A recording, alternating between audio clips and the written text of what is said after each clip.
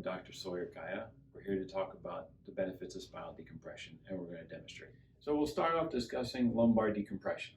Lumbar decompression actually has the patient laying face up, as you see, and we'll strap into the patient, into the unit, basically in two pieces. We're getting the lower part and, of course, the upper part. Can we slide down just a little bit for me? Okay, that's good. And then arms up. Good. Strap you through.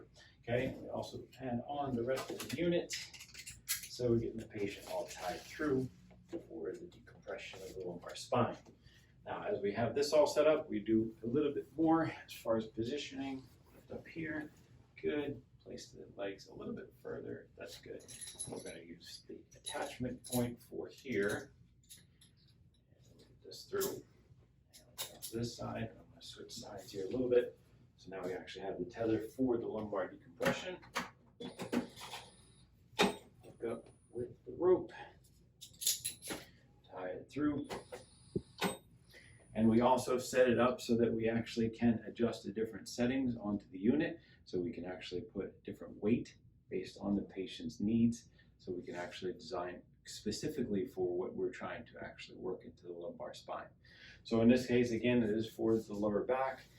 The patient a little bit set through here. We can adjust the table height as well. We can raise and lower it to specifically design for the lumbar spine. That is the decompression setup, and it's actually for about 25 minutes.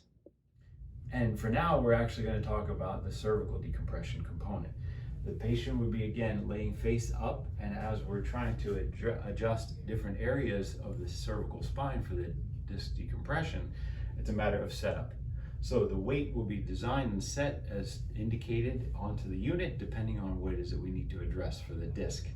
So in this case, the patient is laying on their back, as you see, face up, and they're comfortably rest into the unit. There's pads here on both sides. They're tightened a little bit so that way the patient is comfortable.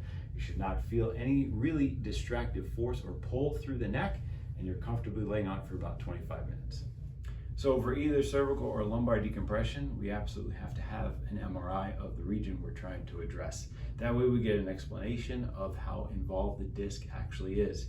So based on that criteria is how we design the different components of the decompression.